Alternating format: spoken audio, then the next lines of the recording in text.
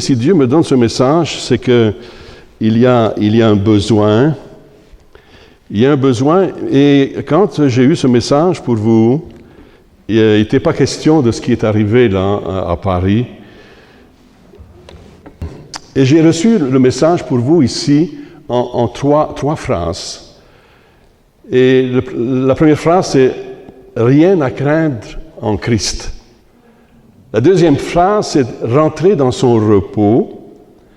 La troisième phrase, « Ne pas promener des regards inquiets ».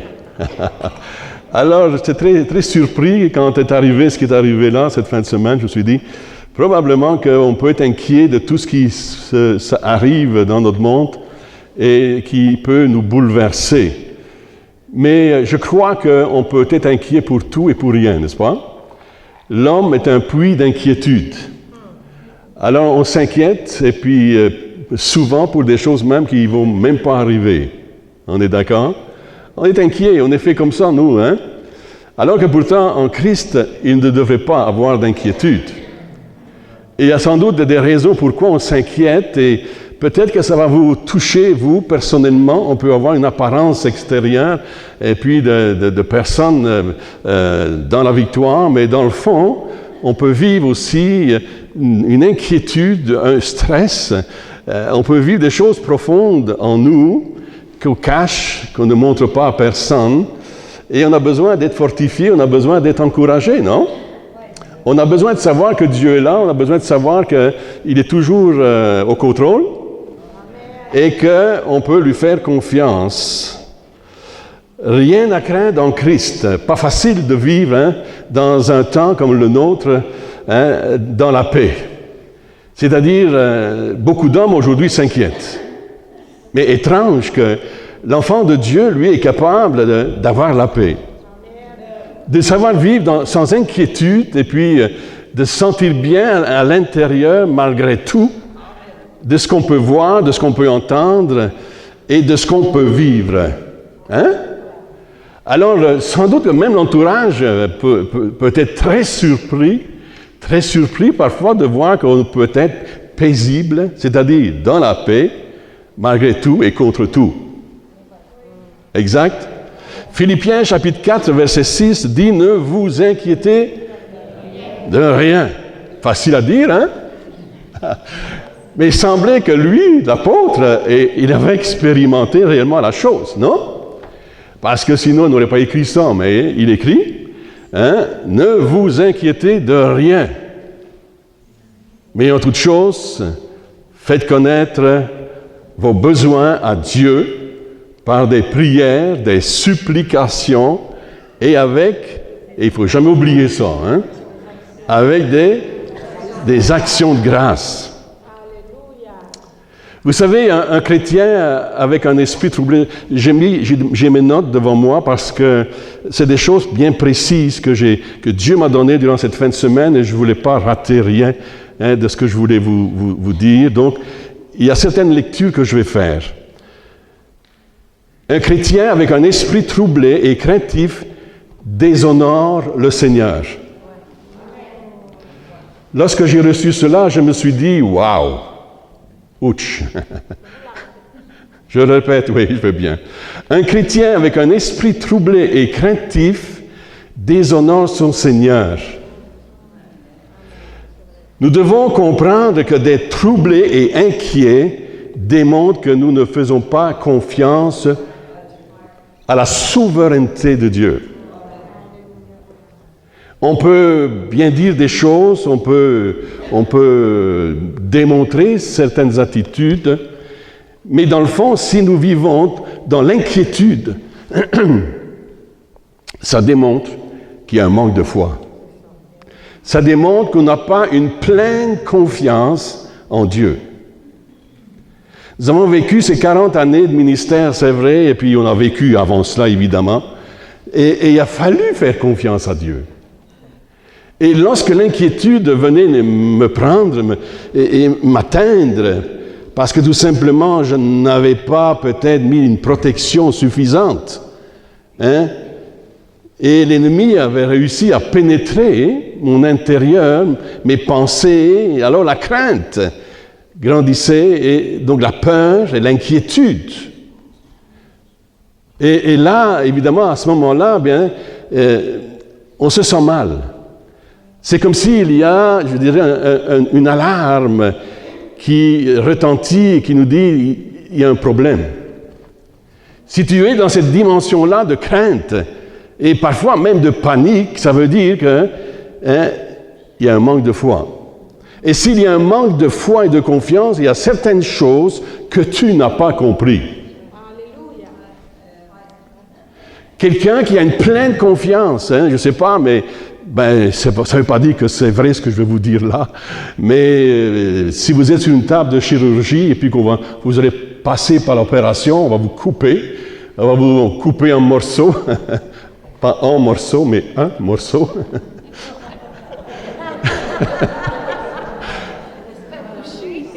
Vous avez besoin de faire confiance, non? Je me souviens, j'étais sur la table d'opération, puis j'ai comme l'impression que le chirurgien avait oublié de me donner la feuille à signer en dessous, et qui voulait dire, tant pis, hein, tu me fais confiance, et puis si ça marche mal,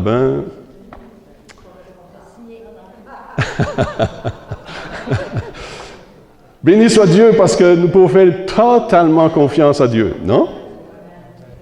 Et puis, tu te réveilles de la chirurgie, puis tu dis, je suis encore là, je suis vivant. Et puis, ça va bien. Mais le Seigneur, lui, est le divin chirurgien, puis il fait les choses parfaitement. Vous pouvez lui faire totalement confiance. Essayez pas de réfléchir, de penser qu'il pourrait rater son coup. Non, ce que Dieu fait, il le fait bien.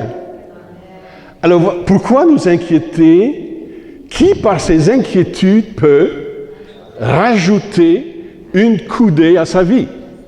Vous ne pouvez pas rallonger votre vie par vos inquiétudes. Et surtout, vous ne pouvez rien changer aux circonstances. Amen.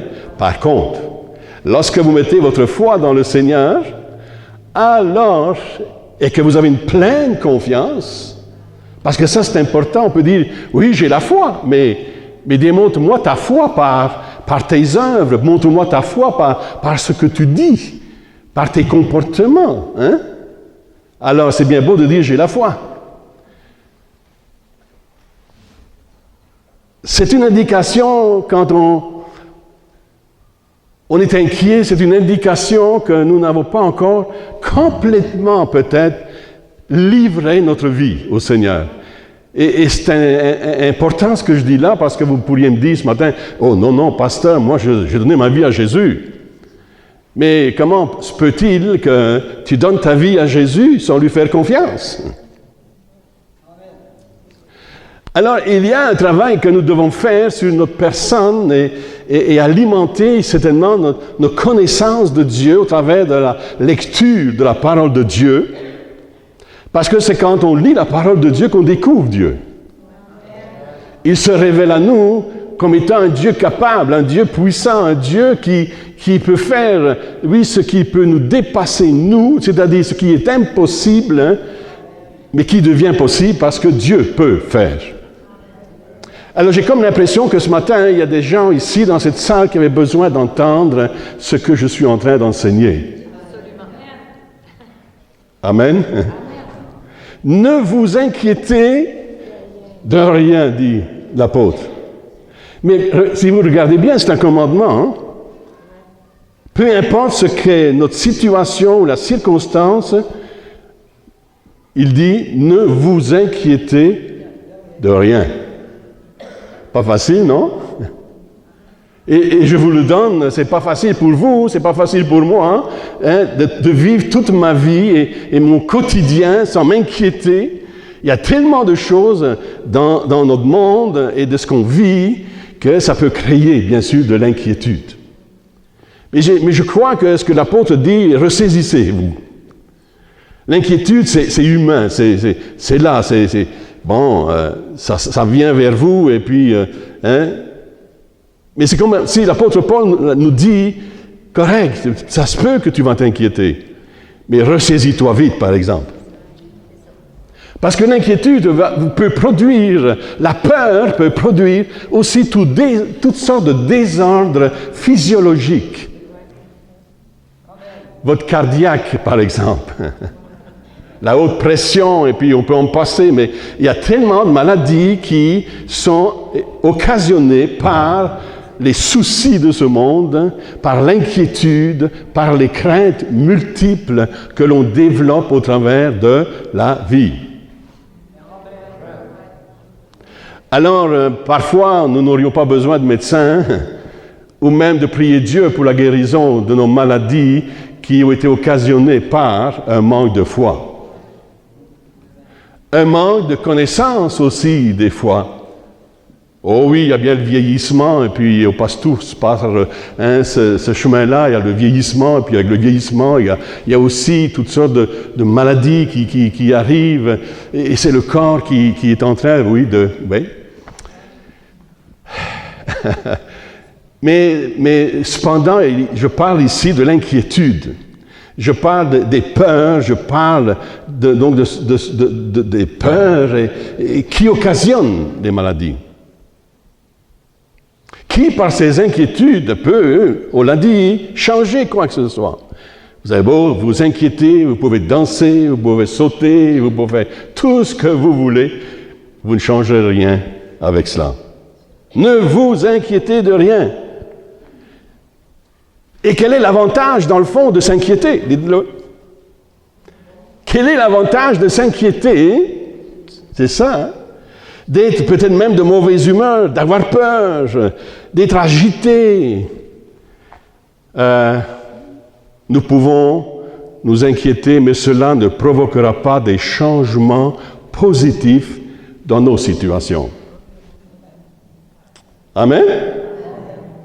Jésus a fait le point dans Luc chapitre 12, versets 25 à 26, qui dit « Qui de vous, par ses inquiétudes, donc, peut ajouter une coudée à la durée de sa vie? Si donc, vous ne pouvez pas même la moindre chose, pourquoi vous inquiétez-vous du reste? » Qu'est-ce que le Seigneur dit? Il dit que nous ne pouvons pas prolonger donc la durée de notre vie.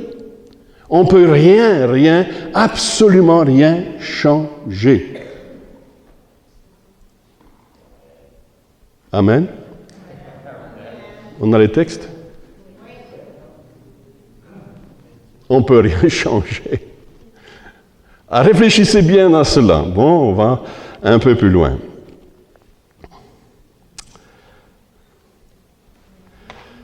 Nous pouvons dire au verset 7 que la paix de Dieu, qui surpasse toute intelligence, gardera nos cœurs et nos pensées en Jésus-Christ. Voulez-vous? Allez, on va le lire ensemble. La paix de Dieu, qui surpasse toute intelligence, gardera vos cœurs et vos pensées en Jésus-Christ.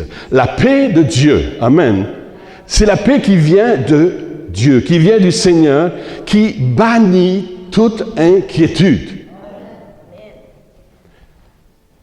Par contre, l'inquiétude ou le doute bannit la foi.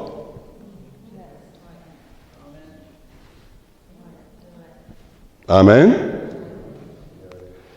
La paix qui vient du Seigneur peut bannir toute inquiétude, la détresse de nos cœurs et de nos esprits. Non seulement il peut bannir l'anxiété, l'angoisse, la peur de nos cœurs, il peut aussi, et je dis aussi, les tenir à l'écart. Wow! Alors la paix de Dieu, c'est comme un gardien qui nous protège. La paix de Dieu, savoir garder la paix de Dieu qui surpasse toute intelligence, c'est-à-dire c'est une paix qui est surnaturelle. Il y a des gens qui enlèvent le sur et qui disent la paix naturelle. Non, enlevez pas le sur, c'est la paix surnaturelle. Nous vivons beaucoup trop dans le naturel, nous devons laisser le sur et vivre dans le surnaturel de Dieu. La paix de Dieu est surnaturelle. Alors que les gens autour de nous nous regardent vivre notre vie dans la paix, alors que tout le monde autour de nous est angoissé. Étrange, non? C'est surnaturel, parce que l'homme n'est pas fait pour ne pas vivre dans l'inquiétude. parce que tout est là et puis qui amène le stress, n'est-ce pas? Alors, lorsque nous vivons en paix, et je crois que nous sommes en paix, j'espère, et si nous ne sommes pas en paix ce matin, eh bien, je prie Dieu qu'avant de quitter ces lieux, alléluia, que la paix de Dieu qui surpasse toute intelligence puisse garder vos cœurs et vos pensées. Les pensées. C'est là que tout se passe, hein? Souvent, ça commence là dans les pensées. La paix de Dieu peut donc agir comme un soldat qui garde pour protéger notre cœur et notre esprit. La paix ne permettra pas à l'anxiété, au découragement et à la peur de se faufiler et se mettre devant. Voyez-vous, c'est un gardien. La paix est un gardien. Arrive toute forme d'inquiétude, de souci vers nous, mais il y a la paix. Amen. C'est sûr que les inquiétudes vont essayer de percer, vont essayer de pénétrer votre être, de pénétrer vos pensées, de pénétrer votre cœur. Mais parce qu'il y a la paix de Dieu. Alléluia. Dites avec moi, la paix. La paix de Dieu. Parce que la paix de Dieu est en moi, et si la paix de Dieu est en moi, c'est parce que je suis en paix avec Dieu. Je suis en paix avec moi-même. Alléluia.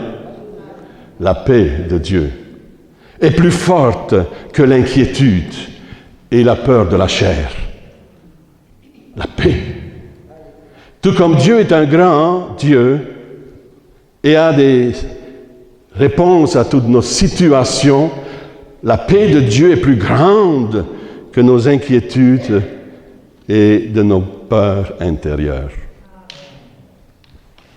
Nous pouvons donc éprouver dans le surnaturel une paix intérieure et la tranquillité au milieu des circonstances les plus difficiles, les tribulations les plus grandes.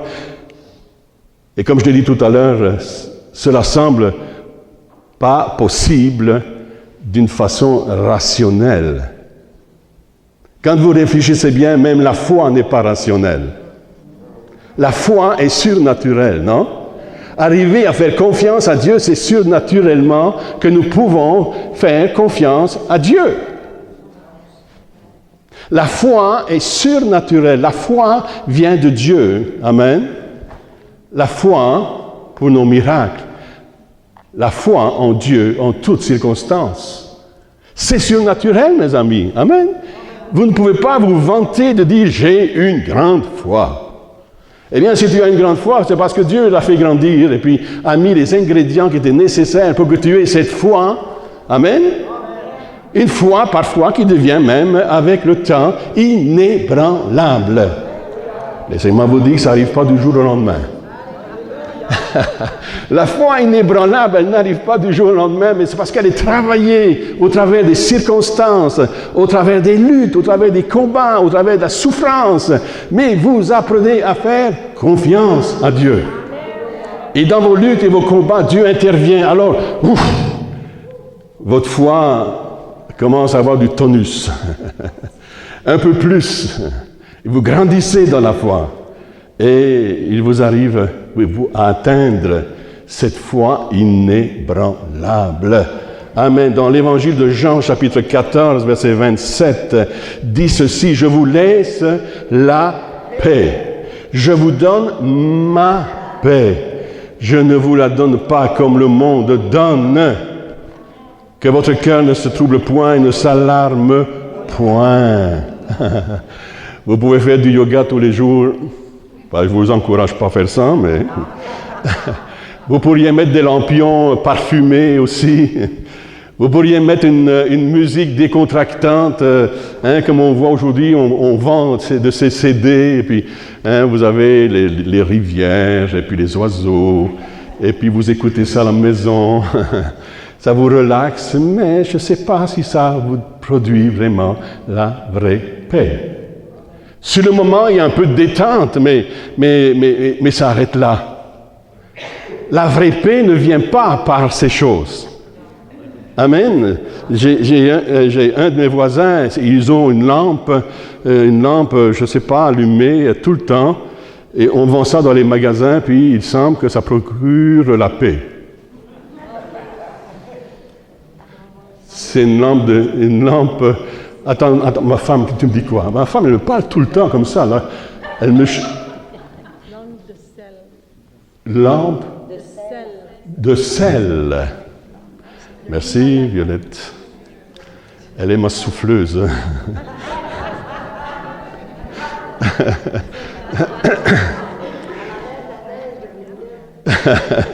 Une lampe de sel. Pourriez y avoir n'importe quoi, vous pourriez y avoir même des petits anges un peu partout. Hein? Aujourd'hui, c'est la mode des anges. Allô? Hop là, je ne sais pas, ça ne réagit plus là. Vous pourriez avoir des bons petits anges et bien mignons et tout ce que vous voulez en porcelaine ou bien en tissu chez vous, c'est pas cela qui changera quelque chose. Ce qui est important, c'est la paix de Dieu, la véritable paix. Lorsque la paix de Dieu, oh la paix que Jésus donne, je ne la connaissais pas. Tout sur mon chemin rayonne. Les anciens, vous devez connaître ça, non? Depuis que Jésus conduit mes pas. Amen. Oh, on ne chante plus ça aujourd'hui. Hein? Ça fait partie des cantiques anciens. Pourtant, c'était inspiré, c'est inspirant. Hein? Amen. La paix de Dieu. Oh, la paix. Et je me souviens, j'étais jeune garçon, puis à l'église, on chantait cela. Puis, tout jeune, encore là, maintenant, j'ai des frissons. De voir avec quelle foi ces chrétiens, ces anciens chrétiens chantaient un chant, mais avec un tel cœur et une telle expression, et on se rendait compte que ces gens-là vivaient ce qu'ils chantaient. Oh, la paix que Jésus donne, je ne la connaissais pas. Mais aujourd'hui, je la connais. Tout sur mon chemin rayonne. Vous dites, ouais, mais c'est pas vrai ça. Il y a quand même des problèmes. Non, ça rayonne parce que la paix de Dieu qui surpasse toute intelligence garde mon cœur, mes pensées en Jésus-Christ. Amen. Oui, vous pouvez applaudir le Seigneur. Alléluia. Gloire à Dieu. Le monde ne peut donner ce qu'il ne peut trouver en lui-même. Cela vient de Dieu seulement. Paul, l'apôtre, dira, en toutes choses, faites connaître vos besoins à Dieu par des prières, des supplications et avec des actions de grâce. L'Écriture nous dit, là c'est dans 1 Pierre chapitre 5 verset 7, pour faire une continuation, il dira, il prendra soin de vous. Amen. Alors qu'on a souvent l'habitude de prendre soin de nous, évidemment, c'est une bonne chose, mais on ne peut pas prendre soin de tout. Il y a des choses dont vous devez déposer dans les mains de Dieu, car c'est lui qui prendra soin de vous. Amen. Et n'essayez pas, il y a des choses que vous ne pouvez pas faire. Les choses que vous pouvez faire, vous devez le faire, n'est-ce pas? Dieu nous a donné une intelligence, une tête pour réfléchir. Il y a des choses que vous pouvez faire, devez faire, et d'autres que vous ne devez pas faire. Alors j'ai appris tout cela, et puis c'est important de connaître cela, pour mieux être, pour mieux vivre. On peut être dans une magnifique église comme celle-ci, puis je l'aime beaucoup. J'aime le décor, je vous aime, j'aime votre foi, votre élan de joie. Amen. Et ça fait partie de notre culte, d'adoration et de notre vie chrétienne. Amen. Mais il y a des choses que vous ne pourrez jamais fabriquer. Il y a des endroits où on essaye de fabriquer une certaine ambiance, ou je ne sais pas, quelque chose qui décontracte, ou que sais-je encore, on essaye d'avoir l'ambiance, le décor, mais vous pouvez avoir tout cela sans avoir la paix. Amen. Si vous avez tout cela, et que vous avez en plus de cela, la paix intérieure, alors bravo. Amen. Et cette paix, donc, elle ne vient pas du dehors. Cette paix, elle vient de l'extérieur et qui est rentrée en dedans. C'est la paix de Dieu. Jésus est lui-même l'auteur de la paix. La Bible nous dit qu'il est le prince de la paix. Et lorsque le prince de la paix vous pénètre, alors il amène la tranquillité, il amène le calme. Amen. David avait compris quand il a écrit son 23e chapitre des psaumes, l'Éternel est mon berger, il restaure mon âme. Et ensuite il dira, il me conduit vers des eaux paisibles. Il avait eu ses tracas lui aussi, non? Il avait eu tous ces combats, il y avait eu toutes sortes de choses dont il a fait face. Et là, David écrit. Et il connaît, il sait ce qu'il dit. Alléluia. Dans Hébreux chapitre 4, verset 16, eh bien, il y a quelque chose de très important où Paul dit encore, « Approchons-nous donc ». Amen. C'est un encouragement. « Approchons-nous donc ». Amen. Approchons-nous donc avec assurance du trône de la grâce afin d'obtenir miséricorde et de trouver grâce pour être secourus dans tous nos besoins. Est-ce que nous comprenons ce que nous entendons maintenant et ce que nous lisons? Parce que dans notre monde chrétien et de gens d'église, nous connaissons l'Écriture. Il a suffi que je vous donne ce texte et là je vous écoutais et puis vous connaissez ce verset, non? Et nous sommes des gens qui connaissons l'Écriture. Moi je me souviens dans le passé, nous étions en Rimouski et nous étions en train de vivre un merveilleux temps de réveil comme il se vivait d'ailleurs dans la province à bien des endroits et on vivait des choses extraordinaires. Et ce que nous avons vu au travers de toute cette jeunesse qui se convertissait, un amour pour ce livre, waouh! Et ce livre ne se séparait jamais de ces jeunes. Ils avaient toujours leur Bible avec eux. Ils allaient au restaurant, ils ouvraient la Bible. Et ils s'entretenaient de la Bible, la parole de Dieu. Ils étaient dans la rue, ils étaient avec la parole de Dieu. Amen. Un amour pour l'Écriture est né dans leur cœur. Je me souviens, j'allais dans des maisons et je voyais tout le temps la Bible sur le bord de la table.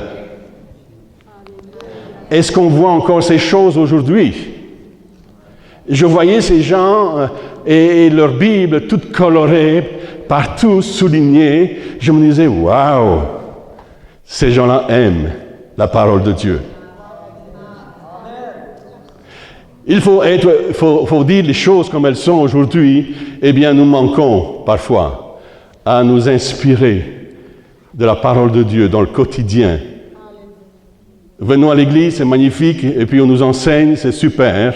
Mais je crois qu'il n'y a rien qui pourra remplacer votre temps d'intimité avec Dieu et où vous consultez ce livre personnellement. Aujourd'hui, bien, je dirais qu'on consulte avec n'importe quoi, bien sûr.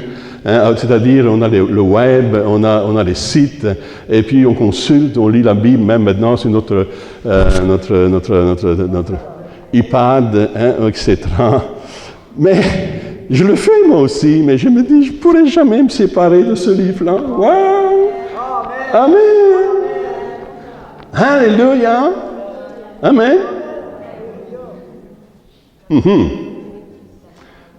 Est-ce que ce livre-là se place encore entre vos mains?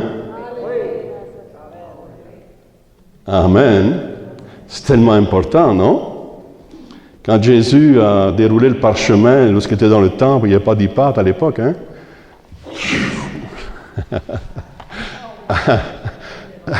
Je ne sais pas s'il utiliserait tous ces moyens-là aujourd'hui, c'est motocom. C'est pas mon souci. Alors ma question, elle est celle-ci. Combien plutôt aimerait voir nos situations changer?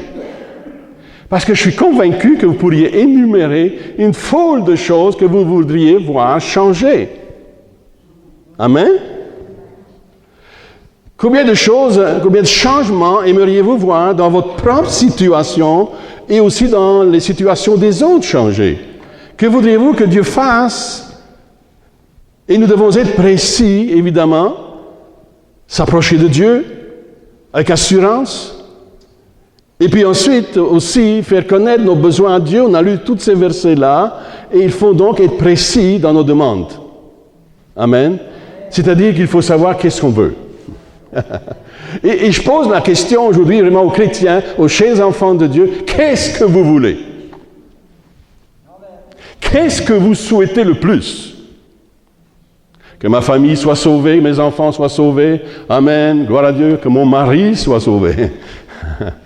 Que mon épouse soit sauvée. Que mes enfants soient sauvés. Amen. C'est légitime, n'est-ce pas? Mais par-dessus tout cela, qu'est-ce que vous aimeriez le plus qui pourrait arriver dans notre société, dans notre temps, dans notre génération et dans l'Église d'aujourd'hui? Qu'il fasse son entrée? Oui. Mon épouse dit souvent, c'est pas que le Seigneur ne s'est pas levé, non pas qu'il n'est pas rentré, il est dans sa maison. Mais souvent, c'est nous qui restons assis. Nous avons besoin de nous lever pour l'Éternel. Amen. Nous avons besoin d'une plus grande consécration. Je crois que Dieu, de son côté, a déjà tout fait.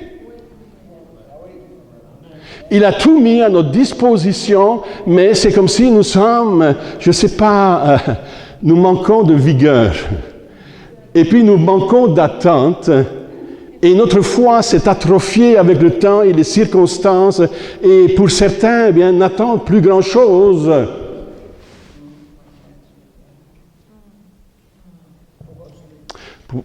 Vous savez, frères et sœurs, il faut voyager comme nous le faisons, et puis il y a une grande compassion qui vient en nous par rapport à ce que nous voyons, que ce que nous entendons, et même par rapport à ce qui est enseigné. Et où on essaye de tordre le bras de Dieu. Et puis c'est comme si on donne à Dieu, ce n'est pas la foi réellement véritable, c'est comme s'il y a des exigences de notre part, et où nous disons à Dieu, il faut que tu fasses les choses comme ceci, et puis comme cela, et puis on tord le bras de Dieu. Il y a certains enseignements que j'entends aussi, où parfois on nous donne aussi des formules toutes faites, et on dit, voici, si vous faites cela, vous allez recevoir. J'ai même entendu à certains endroits où il y avait des prédicateurs qui faisaient venir des gens devant, et puis plus vous donniez de l'argent, plus vous allez être bénis.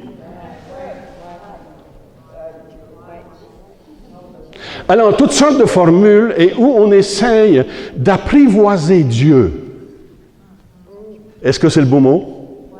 Nous essayons d'apprivoiser Dieu et pour qu'il réponde à nos besoins qui sont parfois certes légitimes, mais au lieu d'avoir une foi dans le surnaturel de Dieu, et où Dieu va réellement répondre, exaucer à cette foi sans qu'il y ait de manipulation. Parfois, nous sommes étonnés, on dit, mais il ne se passe rien, Seigneur. Pourtant, on te prie, pourtant, on te demande, et puis pourtant, il me semble que je t'aime, et puis j'ai un cœur pour toi, et puis vous avez sans doute raison. Mais notre approche parfois de Dieu n'est peut-être pas celle qu'il souhaiterait. Dieu nous demande de l'aimer avant toute chose, de l'aimer de tout notre cœur, de toutes nos pensées, de toute notre force. Réfléchissons à cela. Amen? Est-ce que nous l'aimons de cette façon-là? Est-ce que nous l'aimons également seulement pour ce qu'il peut nous donner? Parce que notre paix, voyez-vous, malheureusement, elle ne viendra pas tout le temps parce que il ne nous donnera pas tout le temps comme nous le souhaitons. Alors notre paix, si notre paix est attachée et rattachée seulement à ce qu'il peut donner, la paix que Jésus donne, je ne sais pas, mais elle ne sera pas présente. Parce que voyez-vous, notre façon de penser est erronée.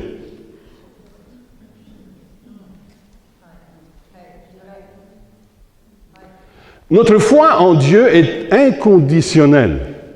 Lui a ses conditions, mais nous n'avons pas le droit de mettre des conditions.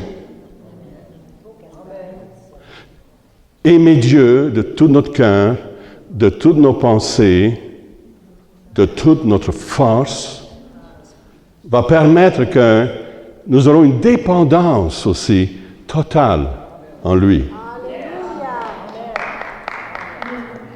Et c'est cela que Dieu attend, voyez-vous? Essayez pas, comme on dit, d'en passer une vite à Dieu. Mon Dieu et ton Dieu est intelligent. Et l'Écriture nous dit qu'il sonde les cœurs et les reins. Ça veut dire qu'il voit des choses que moi je ne peux pas voir, évidemment. Il sonde ton cœur, il sonde mon cœur, il sonde mes reins, et par rapport à cela, eh bien, même s'il est rempli d'amour et de compassion pour moi, cependant, lui, il y a des choses qui sont importantes. Il y a des choses qui sont plus importantes de ce qui est de la chair. Jacques 1, versets 6 à 7, dit ceci. « Mais qu'il la demande avec foi, sans douter, car celui qui doute est semblable au flot de la mer, agité par le vent et poussé de côté et d'autre, qu'un tel homme ne s'imagine pas qu'il recevra quelque chose du Seigneur. »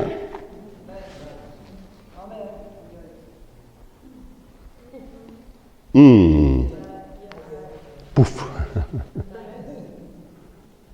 Qu'il demande avec foi. La vraie foi, c'est de croire que Dieu peut faire au-delà de ce que nous demandons et même pensons. Nous dit Éphésiens chapitre 3, verset 20. Je vous l'ai dit tout à l'heure, la foi, c'est de la folie.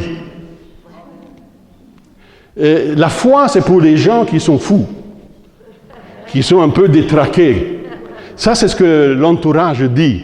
Avoir la foi en Dieu, il faut être détraqué, c'est de la folie. Je lisais ça dernièrement. C'est ce que le monde pense de nous. Nous sommes détraqués quelque part. Nous sommes affectés, psychologiquement affectés. Amen. Parce que la foi, c'est de la folie. Lorsque Dieu a demandé à Noé de construire son bateau, non, écoutez, c'était de la folie. Il a fallu que Noé réellement croie ce que Dieu avait dit était réel et avoir une foi constante et persévérante parce que ça a duré 120 ans de construction. Les gens autour de lui le raillaient et puis on ne peut pas imaginer tout ce que le monde a pu dire. Aujourd'hui, les gens rient de nous, n'est-ce pas? Il y a un temps pour rire, il y a un temps pour pleurer. Il y a un temps où Dieu va se révéler, amen. Mais disons que la foi, c'est quand même de la folie. Il faut croire dans quelque chose que tu ne vois pas. Un Dieu que tu ne vois pas est invisible. Présent parmi les siens, béni soit Dieu, puis on ressent sa présence, béni soit Dieu, puis c'est cela. Et lorsqu'on le prie, il exauce nos prières, et nous savons qu'il existe, et que rien n'existe sans lui. Amen. Mais disons quand même que la foi, c'est de la folie. La foi, c'est de la folie. Abraham, quand Dieu lui demande de sacrifier son fils, c'était de la folie, c'était réellement fou. C'était déraisonnable. Moi, j'appelle cela la foi déraisonnable. C'était de croire dans quelque chose d'impossible. Dieu lui dit, donne-moi ton fils, sacrifie-moi-le, égorge-le, mets-le sur l'autel. Non. Imaginez que Abraham dit à sa femme, bon, ben là on s'en va. C'était de la folie. Il a quitté son pays, vous connaissez l'histoire. Il dit à sa femme, tu fais tes boîtes, et puis là, on s'en va. Puis la femme a dû dire, mais tu vas où? Je ne sais pas.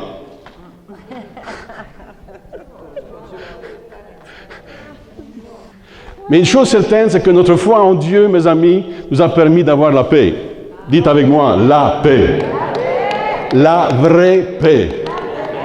Amen. Et je pourrais vous raconter tous les soucis et toutes les bêtises humaines qu'on a dû affronter, et puis ceci, et puis cela. Mais la paix de Dieu qui surpasse toute intelligence saura garder votre cœur. Il a gardé mon cœur. Il a gardé mes pensées. Alléluia, en Jésus-Christ. Voyez-vous, la paix de Dieu, c'est tellement important, non? Vous ne pouvez réellement pas avoir la foi si vous n'avez pas la paix et vice-versa. Je pense que ça va ensemble. Une fois que nous avons fait connaître nos besoins, nos demandes dans la foi, nous avons besoin de la foi pour attendre patiemment et calmement la réponse. Voulez-vous que je répète? Une fois que nous avons fait connaître nos demandes dans la foi, nous avons besoin de la foi pour attendre patiemment et calmement la réponse.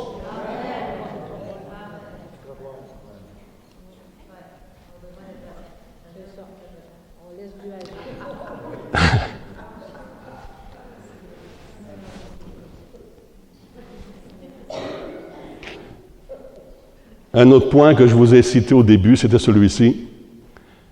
C'est ce que nous trouvons dans Isaïe, chapitre 41, verset 10. Et où il dit, ne crains rien, car je suis avec toi. Ne promène pas des regards inquiets, car je suis ton Dieu. Je te fortifie. Je viens à ton secours. Je te soutiens de ma droite triomphante.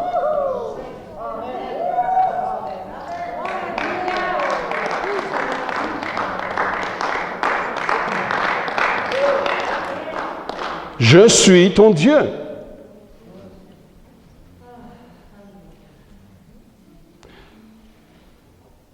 Nous avons ici une garantie de sa présence quotidienne avec nous. Il y a des promesses de protection dans ce texte. Il y a aussi, si on continue le verset jusqu'au verset 14, on n'aura pas le temps de voir tout cela ce matin, malheureusement. Mais vous avez là, dans tous ces textes, jusqu'au verset 14, je ne sais pas si ça peut défiler là à l'écran, mais il y a dans cela une promesse de sa présence, de sa protection et de sa provision. Amen. Ne crains rien, verset 10, car je suis avec toi. Mais imagine, essaye simplement de réfléchir.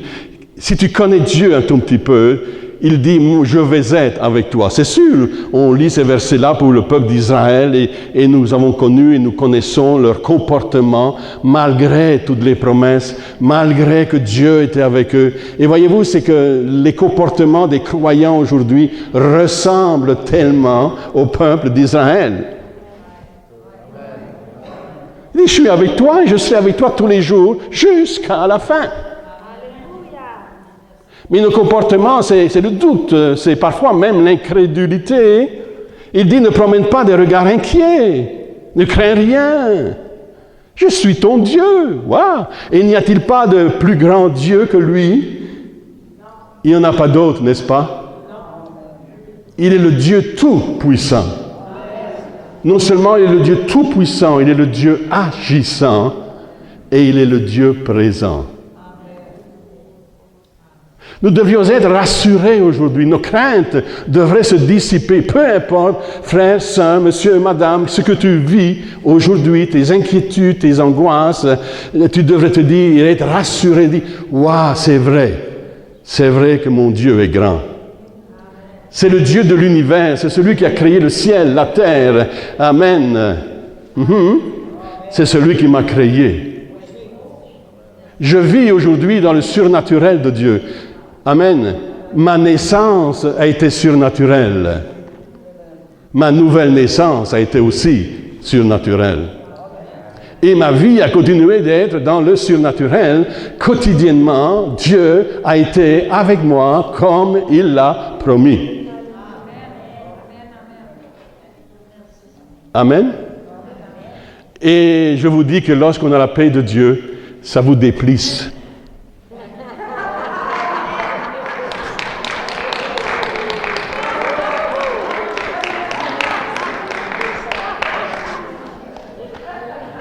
Les rides paraissent moins vite. Pas besoin de Botox. Il y a des gens qui disent, mais pasteur, comment vous faites? Vous vieillissez pas? Non, mais c'est ça, mon Botox, c'est la paix de Dieu. Non, on rit bien, mais c'est une réalité. La paix de Dieu qui surpasse toute intelligence et qui garde mon cœur. Oh, je ne dis pas que l'ennemi n'essaye pas de s'infiltrer. Je ne dis pas qu'il n'essaye pas d'enlever ma paix. Ça m'arrive encore, et où je suis blessé intérieurement par toutes sortes de choses. Et je suis blessé, mais je me ressaisis vite. Je dis, Seigneur, non, allez. Ta paix, Seigneur. Amen. Ta paix qui est capable de calmer mes craintes, mes peurs, mes anxiétés. Amen. C'est pour ça que je vous dis, c'est naturel, c'est humain la peur. Mais reste pas dans ta peur. Amen. Les montagnes, ça existe, n'est-ce pas? Les montagnes de problèmes, de difficultés, mais reste pas le nez collé sur tes montagnes. Éloigne-toi, puis fais confiance à Dieu. As-tu remarqué, plus que tu t'éloignes des montagnes, plus elles sont petites? Mais si tu colles le nez aux montagnes, alors là, oh là là. Alors Dieu t'aide avec des mots d'encouragement, voyez-vous. J'ai toujours été, je réfléchis encore. L'église que je desservais auparavant, une jeune dame est arrivée vers mon bureau, et puis elle est venue vers moi pour me donner sa démission, elle partait de l'église. Elle m'a dit, je parle de l'église parce que vous parlez toujours d'encouragement.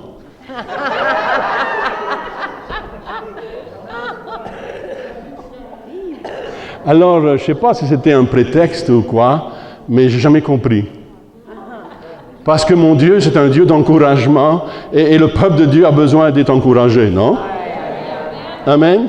On a besoin d'être encouragé, fortifié, et finalement, cette sœur, je l'ai rencontrée 3 fois, et je n'ai pas réussi à la convaincre que c'était une bonne chose. Je ne prêchais pas seulement l'encouragement, c'était parmi ma prédication, mais... En tout cas... Alors, si votre pasteur vous encourage, elle m'a dit merci à Dieu. Hein?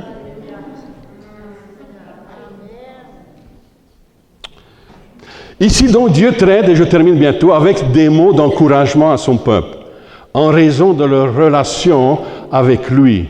C'est tout à fait naturel, voyez-vous, que Dieu nous encourage. Nous n'avons pas encouragé Dieu, sinon que par notre amour, notre affection, amen, et du fait que nous servons Dieu. Amen. Mais Dieu, lui, sa fonction, par son esprit, est de nous encourager, de nous fortifier, parce qu'il veut qu'on puisse arriver à la ligne d'arrivée. Et que nous franchissions la ligne. Et pour cela, on a besoin donc d'être encouragés. Et nous sommes partenaires. Amen. Je prie pour que les vagues du Saint-Esprit viennent sur le Québec. Je prie pour une œuvre puissante de réveil sur vous. Je prie pour le Québec, je prie pour que Dieu vienne et puis vienne réveiller les cœurs, les consciences et que nous puissions devenir des hommes, des femmes remplis, bouillants du Saint-Esprit et où le surnaturel de Dieu se manifeste. Amen. La puissance de Dieu. Il n'y a aucune formule magique pour cela. Retenez cela, mes amis. Si seulement vous pouvez retenir cela, il n'y a aucune formule magique. Invitez Jésus. Invitez sa présence, gardez sa paix par-dessus de toute autre chose, gardez votre cœur. Amen. Et la paix de Dieu qui surpasse toute intelligence. Hein? Amen. Je termine parce que je veux prier avec vous. Je crois pour la puissance du Saint-Esprit ici ce matin. Alléluia. Je crois pour la bénédiction de Dieu sur vous. Vous allez multiplier. Amen. Dieu n'est pas un Dieu de soustraction, il est le Dieu de la multiplication. Alléluia. Ne crains pas ou n'ayez pas peur. Vous savez que dans la Bible, il y a 365 ne crains pas ou n'ayez pas peur. Ça fait un ne crains pas pour chaque jour.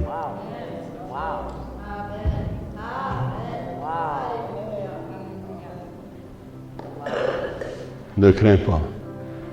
Dieu te dit, prends courage. Ne crains pas.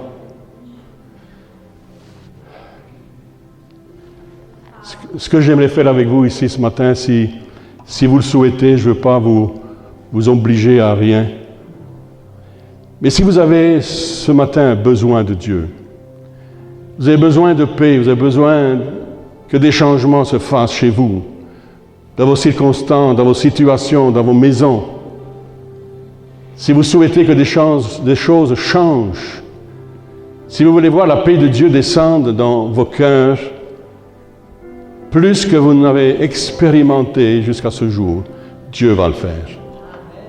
Il va vous donner sa paix dans les circonstances que vous vivez. Et ça, c'est déjà la victoire. Amen. De faire confiance à Dieu, de dire, Dieu, je te fais confiance. Je crois en toi pour des choses nouvelles, des choses puissantes que tu veux accomplir parmi nous. Et si vous souhaitez cela, venez juste vers l'avant ensemble. Nous allons lever nos mains vers Dieu. Nous allons ouvrir nos bouches. Et nous allons laisser le Saint-Esprit faire ce qu'il a à faire. Et je crois que Dieu va permettre que vous soyez touchés d'une façon surnaturelle. Non pas naturelle, mais surnaturelle.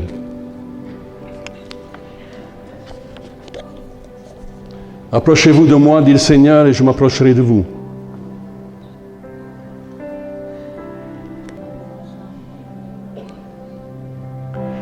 Il est notre Père.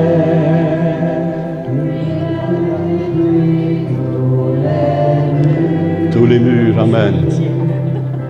Il est notre Père. Il est notre Père. Il est notre Père. Sharababababa, Koriarabababa.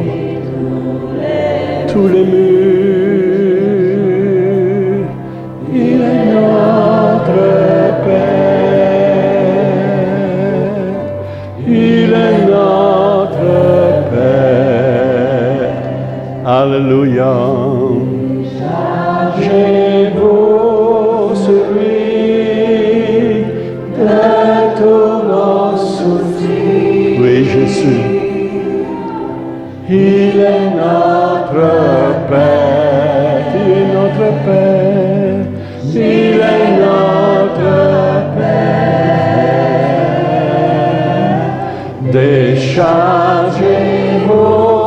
sur lui de tous nos soucis.